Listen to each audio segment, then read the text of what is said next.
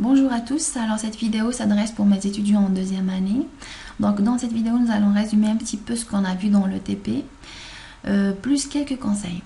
Alors, donc ici nous avons un grand classeur dans la fenêtre d'Excel. Ce classeur-là, il contient des feuilles. Vous avez ici feuille 1, feuille 2, feuille 3.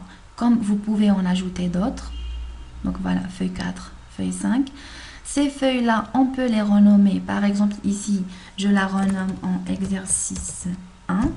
La deuxième, exercice 2, etc., etc. Donc, on peut travailler sur plusieurs feuilles en même temps, le tout sauvegardé dans un grand classeur. Alors, pour ce qui est du menu, donc ici nous avons un grand ruban. Ce ruban-là, il contient 7 onglets.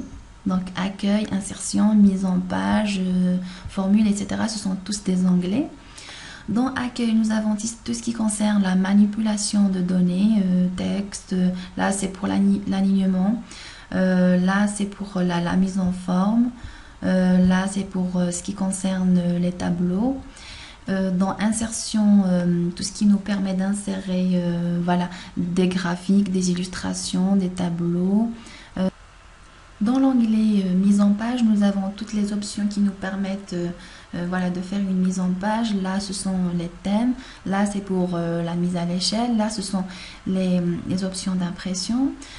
Dans l'onglet formule maintenant, alors ce qu'il faut savoir avant ça, c'est que Excel travaille avec des formules et des fonctions.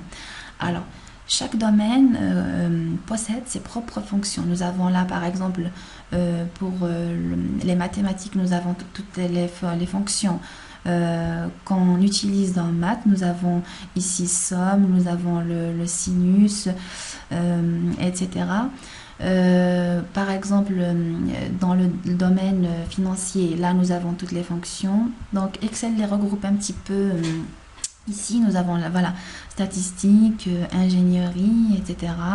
Là, ce sont les fonctions de recherche, date et heure, les fonctions qui nous permettent d'agir sur le texte, type de données texte. Là, nous avons, c'est pour... c'est un petit raccourci en fait pour la somme, moyenne, NB, max, etc. Là, c'est pour insérer une fonction. Et lorsque vous cliquez, lorsque vous cherchez n'importe quelle fonction, nous allons par exemple chercher la fonction somme. Il va nous la trouver. Et là, nous aurons la description de la fonction somme. Donc voilà, la fonction somme, il nous dit, elle calcule la somme des nombres dans une plage de cellules. Nous allons voir plus tard ce terme-là, plage. Il est très utilisé en Excel.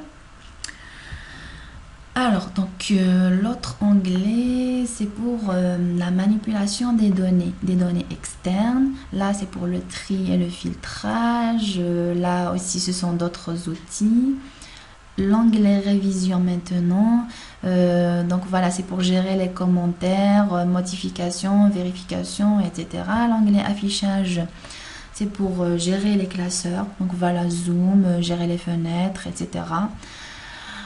Alors, Excel est un tableau de lignes et de colonnes. Les colonnes sont représentées par des lettres alphabétiques. Les lignes sont représentées par des chiffres. Vous voyez là, 1, 2, etc.